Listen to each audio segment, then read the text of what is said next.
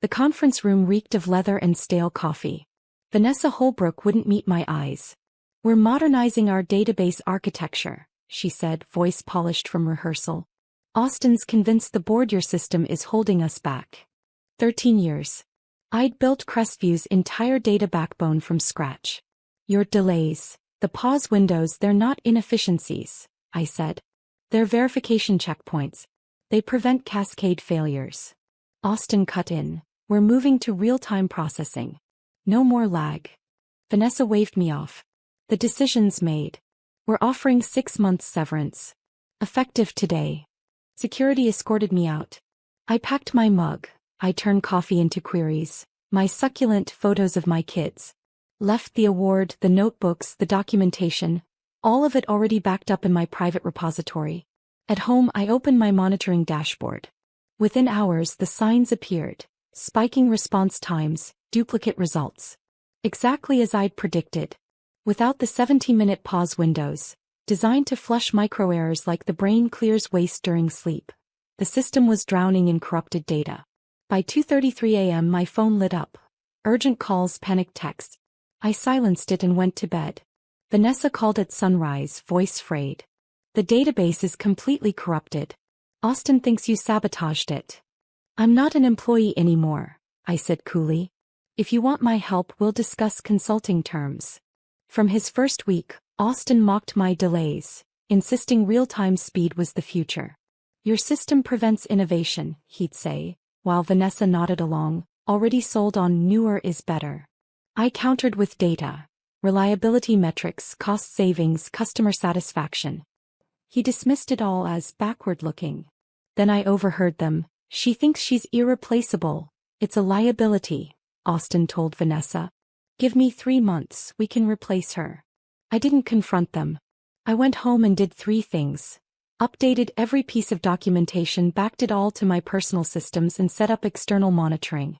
When they fired me, I was ready, not just emotionally but strategically.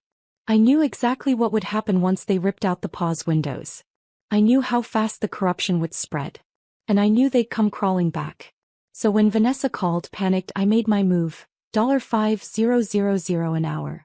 40-hour minimum. Paid up front. She balked. "That's $200,000. That's the price of emergency expertise. Wait longer and you'll lose everything." 20 minutes later, she had board approval. I told her I'd arrive in 2 hours. Though I needed no tools. I just wanted Austin to sweat.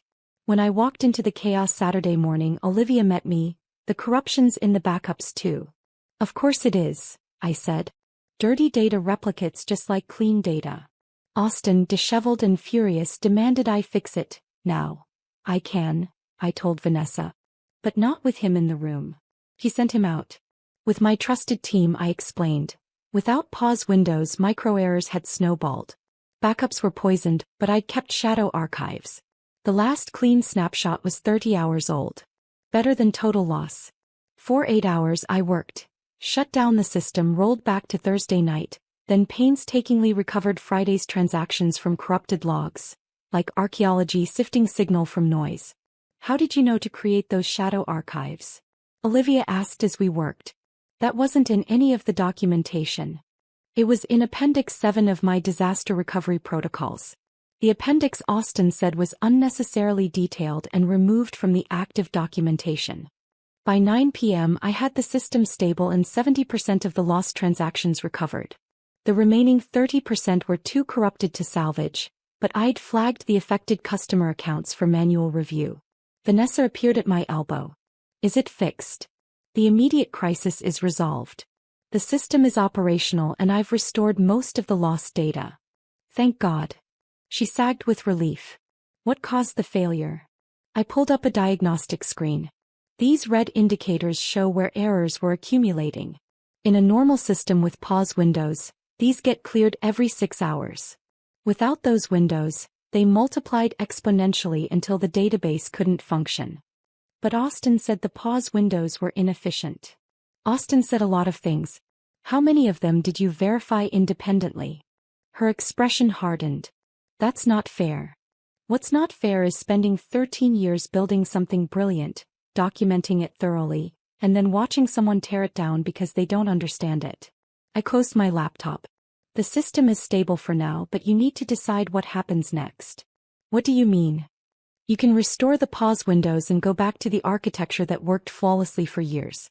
Or you can continue with Austin's approach, in which case I'll need to bill you for another crisis intervention in about a week. Before she could respond, Austin burst in. I want to see what she did.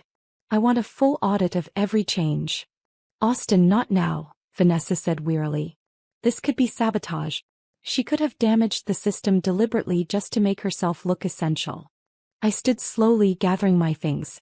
That's an actionable accusation, Austin. I hope you have evidence to back it up. I have your access logs.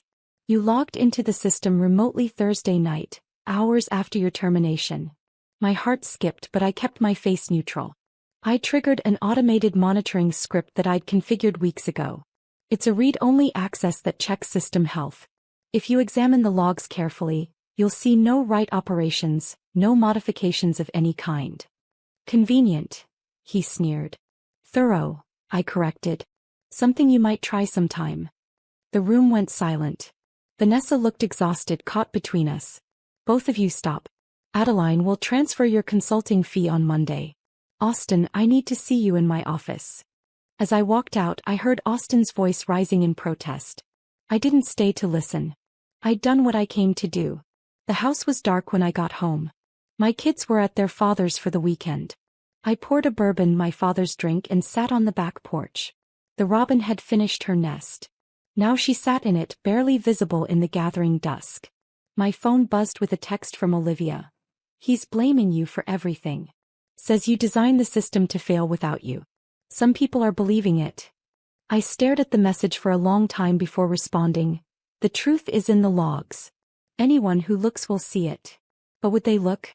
Or would they take Austin's word because it was easier than admitting they'd made a massive mistake? Sunday passed quietly. I took a long run, had lunch with my mother, avoided checking my work email. But Monday morning my phone rang early. It wasn't Vanessa. It was Graham Rutherford, the former CEO. Adeline, I heard about the situation at Crestview. Are you all right?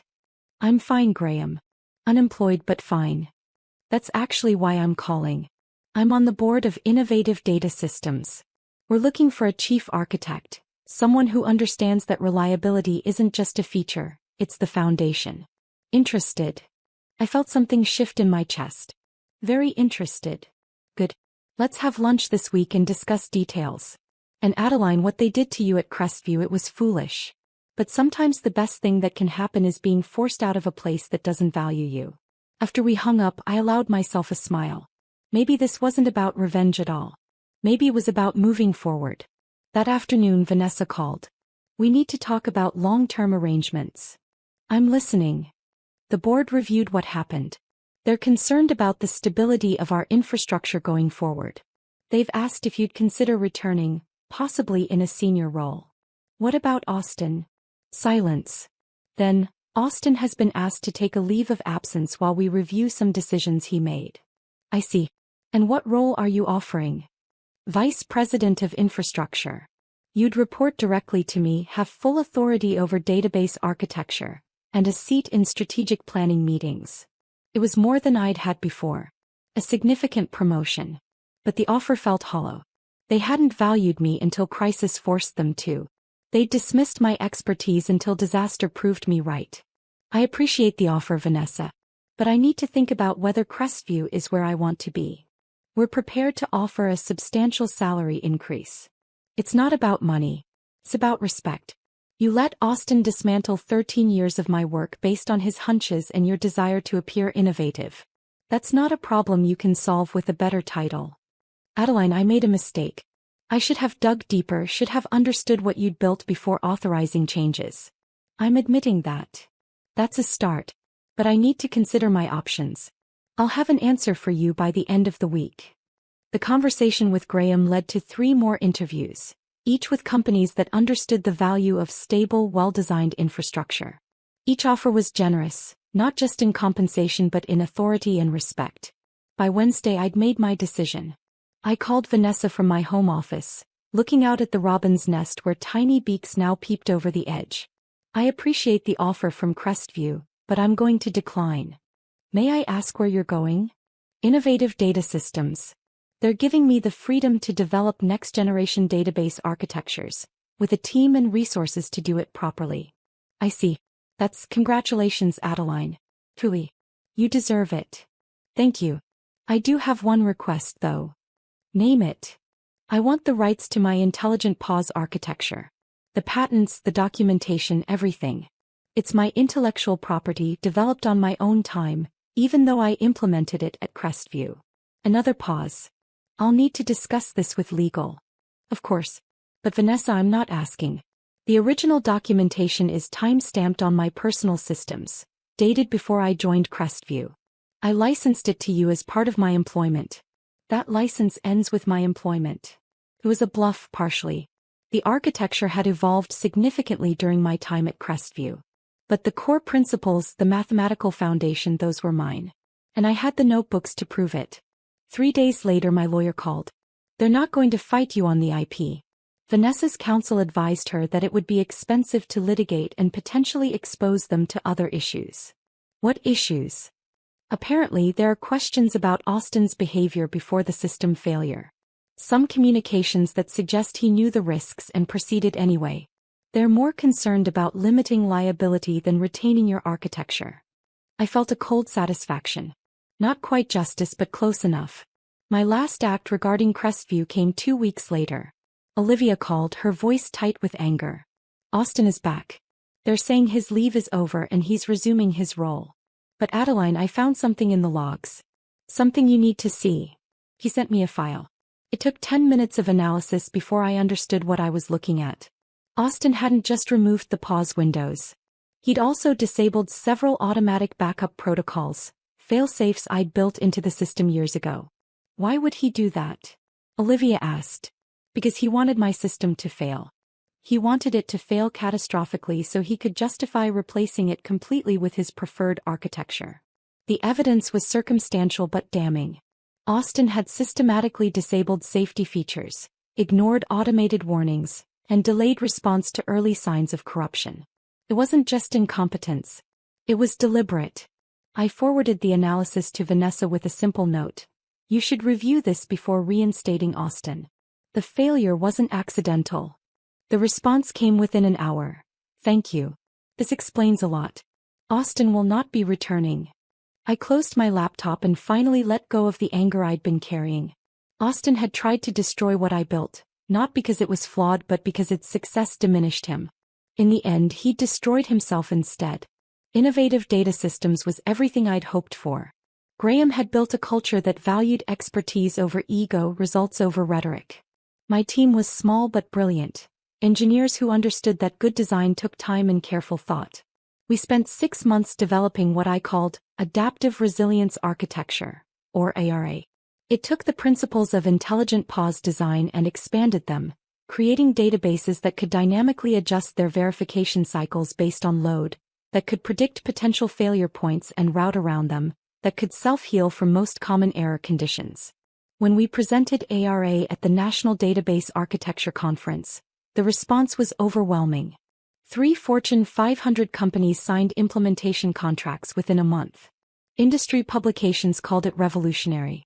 And I stood on that stage accepting an innovation award, finally receiving recognition for what I'd always known was possible. The irony wasn't lost on me. Crestview still limped along on my old architecture, too afraid to change it after what happened with Austin.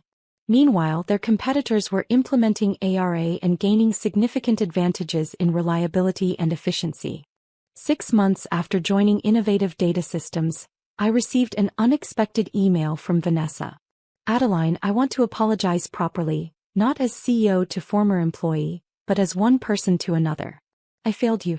I let ambition override judgment, trusted charisma over competence, and nearly destroyed the company in the process. I've learned from that mistake, but I recognize the learning came at your expense. You deserved better. I hope your success at Innovative is everything you've earned. Respectfully, Vanessa. I read it 3 times before responding. Vanessa, thank you for the apology.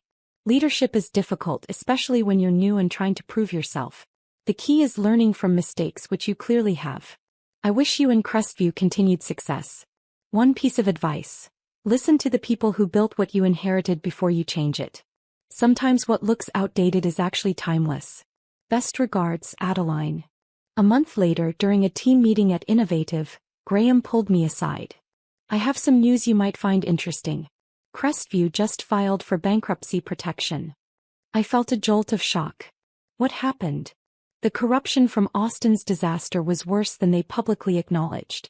Turns out they lost critical financial data, which triggered regulatory investigations.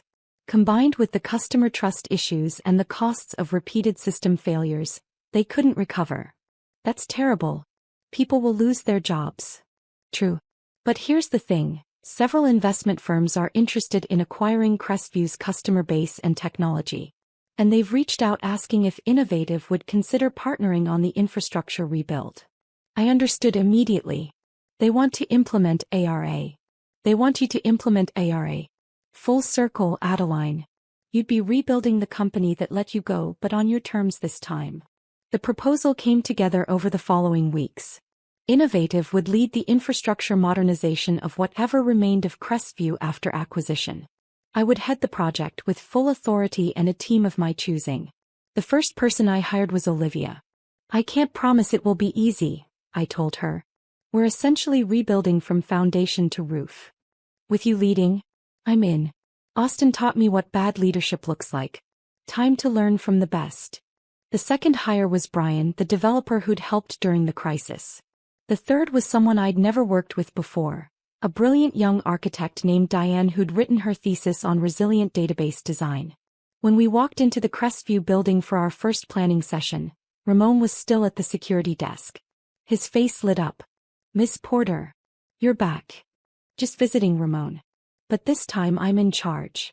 The offices were eerily quiet. Most of the staff had been let go during the bankruptcy. Vanessa was gone, recruited away to another startup. Austin, I'd heard, was working at a regional bank, far from the technology leadership he'd craved. In the empty conference room where I'd been terminated 9 months earlier, I spread out architectural plans. This is what we're building, I told my team. Not just a database but a model for how technology should be designed. Resilient, adaptive, sustainable. Diane studied the plans. The acquisition group is giving you complete freedom? They learned the hard way what happens when you ignore your architects. Now they're letting the experts lead. Over the next year we rebuilt Crestview's infrastructure from scratch. Not just implementing ARA but pushing it further. We created systems that could operate across multiple data centers, that could seamlessly handle failures without customer impact, that could scale infinitely while maintaining perfect data integrity. The new Crestview launched 18 months after my termination. The company had been acquired by a consortium of investors who understood that technology leadership required actual understanding, not just charisma. The customer base had been rebuilt through competitive pricing and rock-solid reliability. At the relaunch event, I stood before an audience of industry analysts, investors, and technology press. What you're seeing today isn't just a company comeback. It's proof that good design survives bad decisions. The principles I built into Crestview's original infrastructure were sound. What failed wasn't the technology. It was the judgment of people who thought innovation meant abandoning what worked. During the Q&A session, a reporter asked, Ms. Porter, you were terminated from Crestview, then brought back to save it, then left again, and now you've rebuilt it. How do you feel about this journey? I considered the question carefully. Vindicated, certainly. But more than that, validated. For years I was told my approach was outdated, that I was holding the company back. The reality is that sustainable design, thoughtful architecture, and respect for complexity never go out of style. Speed and innovation are important, but they mean nothing without stability. Do you feel you've gotten revenge on those who wronged you? Revenge implies I wanted to hurt them. I didn't. I wanted to prove that my work had value, that the 13 years I invested weren't wasted. The best revenge is success, and I've achieved that. Crestview's collapse wasn't my doing. It was the natural consequence of dismissing expertise in favor of ego. After the event, Graham found me at the reception. Quite a journey from that phone call in the parking lot. Thank you for believing in me when Crestview didn't. I believed in you 13 years ago when I hired you. I believed in you when I retired and hoped Vanessa would see what I saw. I'm sorry she didn't, but I'm grateful it led you to innovative. I raised my glass. To second chances that turn out better than the first. To recognizing value before it's gone, he countered. That night, driving home past the Crestview building where lights blazed in windows once again, I thought about the robin's nest. About how sometimes you need to abandon what you built and start over elsewhere. About how the skills that created one home can create another, often better than before. My phone buzzed with a message from my daughter. Mom, saw your interview on the tech news. You were amazing. So proud of you. I smiled, feeling warmth spread through my chest. This was success, not the awards or the contracts or the industry recognition. It was knowing that my children saw their mother as someone who'd been knocked down and got back up stronger. The following Monday, I arrived at Innovative to find my office decorated with congratulations banners. My team had orchestrated a surprise celebration. Olivia presented me with a gift, a custom-made coffee mug that read, "I turned disasters into comebacks." "We wanted something to replace your old mug," she explained. "The one I left at Crestview? Actually, I grabbed it when they were cleaning out the offices. Thought you might want it back." He handed me a wrapped package. Inside was my original mug. "I turn coffee into queries." But they'd added a new line beneath it, "and setbacks into triumphs." I laughed, feeling tears prick my eyes. "Thank you, all of you. This journey hasn't been easy, but having people who believe in you makes all the difference." "You taught us that expertise matters," Brian said. "That doing things right is more important than doing things fast. That's a lesson we'll carry forward." The next chapter of my career brought unexpected opportunities. Universities invited me to speak about resilient design principles. Industry conferences featured my work as case studies. And most satisfyingly, other women in technology reached out, sharing their own stories of being dismissed and asking for guidance. I started mentoring regularly, meeting with younger engineers who faced the same skepticism I'd encountered. "Your expertise is valuable," I'd tell them. "Document everything, back up your decisions with data, and never let someone's ignorance make you doubt your intelligence." One of my ments, a 26-year-old named Sophie, reminded me of myself at that age. Brilliant but lacking confidence, constantly second-guessing herself when challenged by men with less knowledge but more authority. "How do you handle it?" she asked during one of our coffee meetings. "When they dismiss your ideas without even considering them?" I learned to let my work speak for itself. Build things that work so well they can't be ignored. And when you're proven right, don't gloat. Just note it and move forward. The satisfaction comes from success, not from making others feel small. But don't you get angry? Of course. Anger is natural. But I channel it into determination. Every time someone doubted me, I worked harder to prove them wrong. Not out of spite, but out of conviction that I was right. 3 years after my termination from Crestview, I received an invitation to speak at my daughter's university. She was studying computer science, inspired partly by watching my career resurrection. Standing before a lecture hall of students, I shared my story honestly. I was fired from a job I loved by people who didn't understand what I'd built. For a few days I felt like a failure. Like maybe they were right and I was obsolete. The students leaned forward, engaged. But here's what I learned. Being told you're obsolete says more about the person making that judgment than about you. Technology changes rapidly, but fundamental principles endure. Understanding systems, anticipating failure modes, designing for resilience, these skills never go out of style. A student raised her hand. "How did you stay confident when everyone was telling you that you were wrong?" "I didn't always stay confident," I admitted. There were nights I questioned everything. But I had data. I had documentation. I had 13 years of evidence that my approach worked. When you have that foundation, doubt becomes temporary rather than permanent. Another student asked, "What would you have done differently?" I paused, considering. I would have been more proactive about building allies. I was so focused on doing excellent technical work that I neglected the political side of corporate life. Austin succeeded in pushing me out partly because he'd built relationships with decision makers while I'd built relationships with databases. The room laughed and I smiled. But honestly, I'm not sure I'd change much. That experience taught me lessons I couldn't have learned any other way.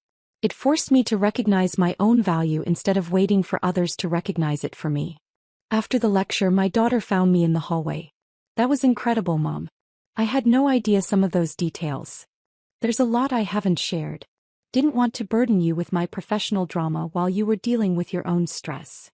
She hugged me tightly. You're not a burden. You're an inspiration. Half my classmates want to be you when they grow up. Tell them to be better than me. That's how progress happens. The months that followed brought a surprising development. A technology investment firm reached out with an unusual proposal. They wanted to fund a startup focused exclusively on resilient database architecture with me as founder and CEO. We've watched what you did at Innovative and Crestview, the lead partner explained during our meeting. There's a massive market for infrastructure that prioritizes reliability over flashy features. We think you're the perfect person to build that company. I was intrigued but cautious. I'm not sure I want to be a CEO. I'm an architect, not a business executive. We'd provide a strong operational team. Your role would be primarily technical vision and strategy. But you'd have equity, control, and the freedom to build something from scratch according to your principles. That night, I discussed it with my kids over dinner. My son, now in his first year of college, was enthusiastic. Mom, you should totally do it. Build your own company, be your own boss. My daughter was more thoughtful. What about work-life balance? You've already sacrificed so much for your career. That's a fair concern, I acknowledged. But this would be different. I'd be building something mine from the start with people who share my values. Not trying to fit into someone else's vision. After 2 weeks of consideration and negotiation, I accepted. We named the company Resilient Systems Architecture, or RSA. The irony of sharing initials with a famous cryptography standard wasn't lost on me. Building a company from nothing was exhilarating and terrifying.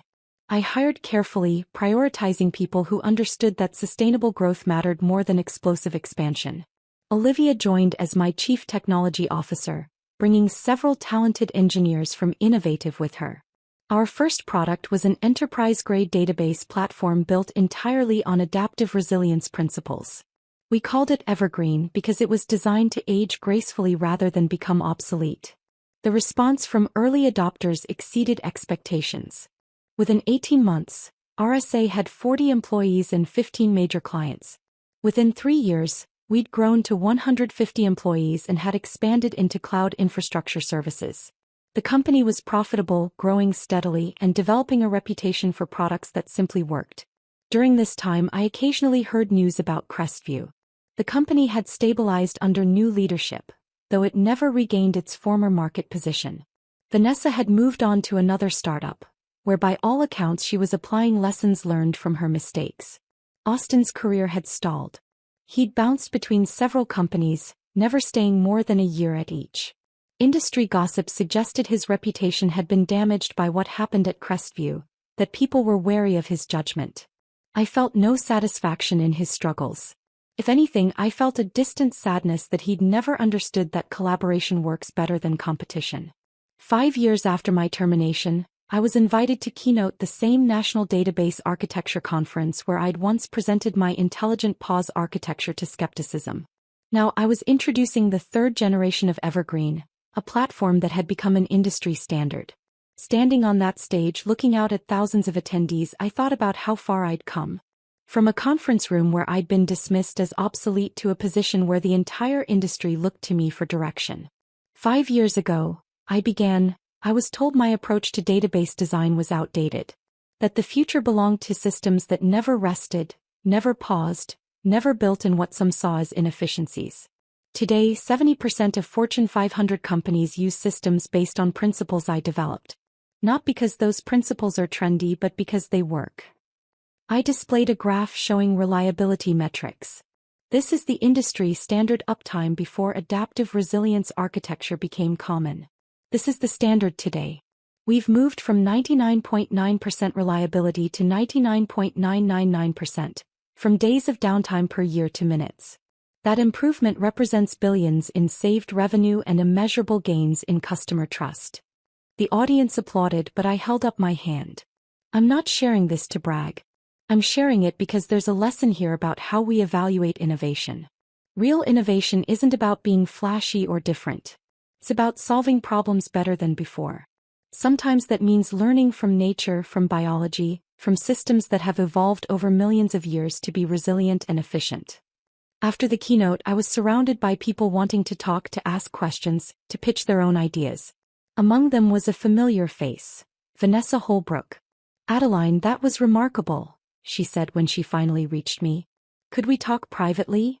We found a quiet corner of the conference center. Vanessa looked older, more grounded than I remembered.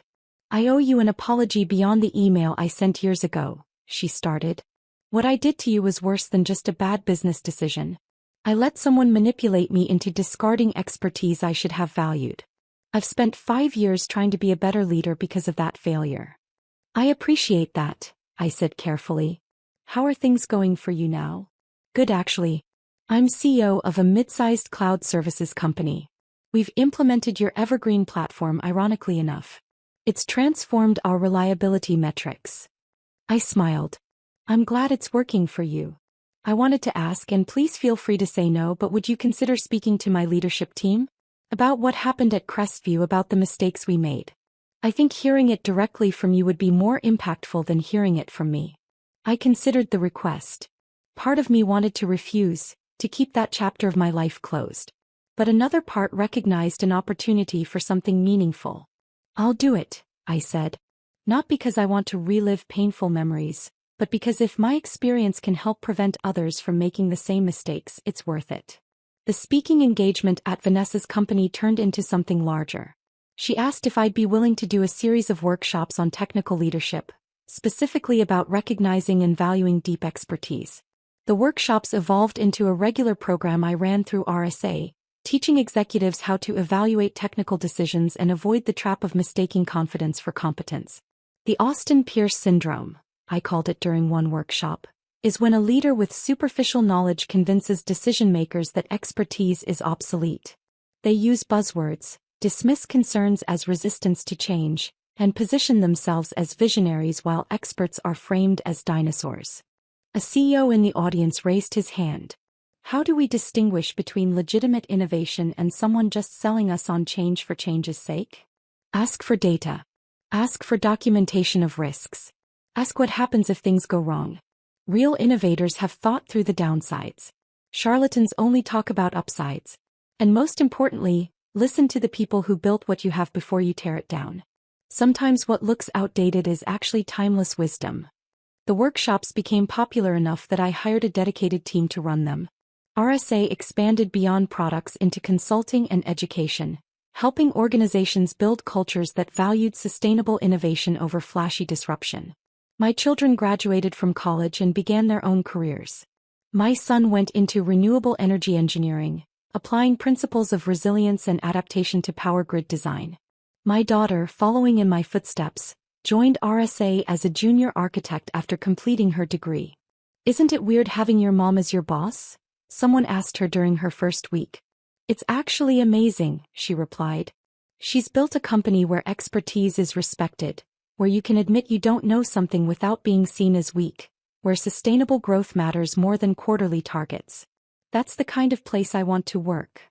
7 years after my termination, I received an unexpected email from Austin Pierce himself. "Adeline, I know we haven't spoken since Crestview, and I'm sure you're surprised to hear from me. I wanted to reach out because I've spent the past several years in therapy working through some difficult realizations about myself. I owe you an apology. What I did at Crestview wasn't just bad judgment. It was sabotage driven by insecurity and ego. I saw your competence as a threat rather than an asset. I undermined you because I couldn't accept that you understood things I didn't. I've since left the technology field. I'm teaching high school computer science now, and I'm trying to help kids understand that expertise takes time, that respecting knowledge is more important than projecting confidence. I don't expect forgiveness, but I wanted you to know that I recognize what I did was wrong. You deserved better, and I'm sorry. Austin." I read the email 3 times, processing the unexpected apology. There was a time when receiving this would have felt like victory. Now it just felt sad. Sad that it had taken him so long to understand. Sad that his behavior had cost both of us years of stress and conflict. I replied simply, "Austin, thank you for the apology. It takes courage to admit mistakes, especially ones with lasting consequences. I'm glad you found work that matters to you. Teaching is important, and helping students understand the value of expertise will serve them well. I wish you the best in your new path." Adeline. Some bridges don't need rebuilding. Acknowledgement is enough. The 10th anniversary of RSA arrived with celebration and reflection. The company now employed over 400 people across 3 continents. Our technology powered critical infrastructure for hospitals, financial institutions, transportation systems, and countless other organizations that couldn't afford downtime. At the anniversary gala, I stood before our employees, investors, and partners. 10 years ago, I started this company with a simple belief: that technology should be designed to last, to adapt, to serve people reliably. That belief came from painful experience, from watching something I'd built get torn down by people who mistook novelty for innovation. I paused, looking around the room at faces representing a decade of growth. But here's what I've learned. Getting knocked down wasn't the end of my career. It was the beginning of something better.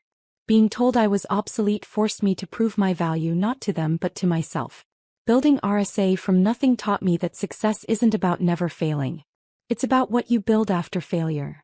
The room erupted in applause. Olivia, now my partner in leadership, joined me on stage. Adeline taught me that expertise matters, she said. That doing things right is more important than doing things fast. That sustainable systems outlast flashy ones every single time. Those lessons have shaped not just this company but our entire industry. After the formal program ended, I found myself on the balcony overlooking the city. Graham Rutherford joined me, now retired but still serving on RSA's board. Quite a journey from that phone call 10 years ago, he observed. You believed in me when I didn't believe in myself, I said. That made all the difference. I believed in what I already knew to be true. You just needed circumstances to remind you of your own value. We stood in comfortable silence, watching lights twinkle across the cityscape. Do you ever think about what would have happened if Crestview had kept you? Graham asked. Sometimes. I probably would have continued doing excellent work in relative obscurity. I wouldn't have founded RSA. I wouldn't have influenced the industry the way I have. In a strange way, getting fired was the best thing that could have happened. Not many people would see it that way. It took me years to get to this perspective. For a long time I was just angry and hurt. But eventually, I realized that being valued by the right people matters more than being valued by everyone. The following year brought an unexpected honor. I was inducted into the Technology Hall of Fame, joining luminaries who'd shaped computing over the past 50 years. The ceremony took place in Silicon Valley, attended by industry legends whose work I'd studied and admired for decades. During my acceptance speech, I shared the full story of my termination and resurrection. I'm standing here tonight not despite being fired but in some ways because of it. That experience forced me to recognize that my value didn't depend on one company's opinion. It taught me that sustainable innovation matters more than trendy disruption.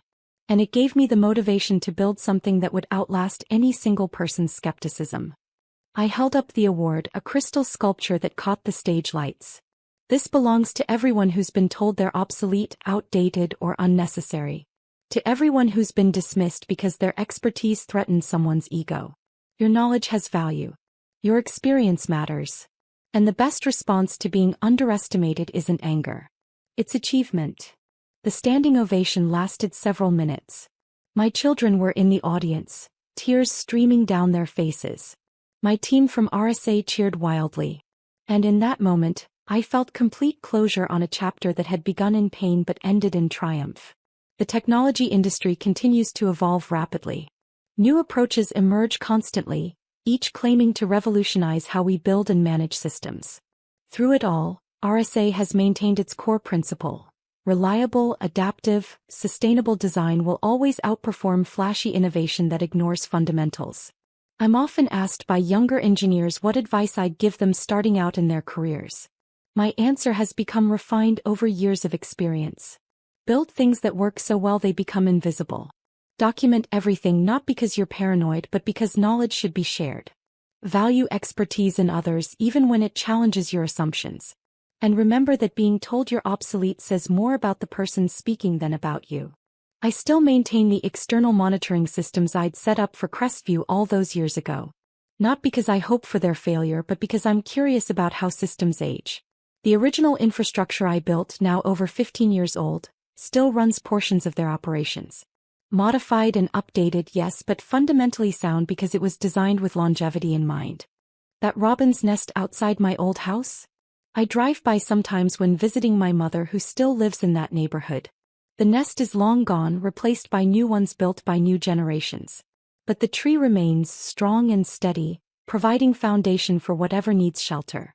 That's what good design does. It provides foundation that outlasts its creator. 12 years after my termination, I began planning my succession at RSA.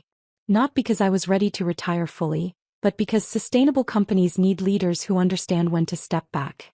I'd learned that lesson the hard way from Graham, watching how his graceful transition at Crestview should have worked. My daughter had risen through the ranks to become a principal architect. Olivia remained my chief technology officer and closest advisor. Together, we represented 3 generations of thinking about resilient design, each bringing different perspectives shaped by different eras of technology. The company needs to outlive me, I told the board during succession planning discussions. If RSA's success depends on my presence, then I've failed in building something sustainable. We developed a 5-year transition plan. I would gradually shift from CEO to Chief Vision Officer, focusing on research and long-term strategy while operational leadership transferred to a new generation. It felt right, like completing a circle that had started in that conference room so many years ago. During this transition period, I received one final communication from Crestview. The company had been acquired again, this time by a consortium that included several of RSA's clients. They wanted to migrate completely to our Evergreen platform and asked if I'd participate in the project planning. I stood in the Crestview lobby for the first time in over a decade. Ramon was retired, replaced by younger security staff who didn't know my history with the company. The offices had been renovated, the oppressive corporate atmosphere replaced with something lighter and more open. The new CEO, a woman named Linda Fitzgerald, greeted me warmly.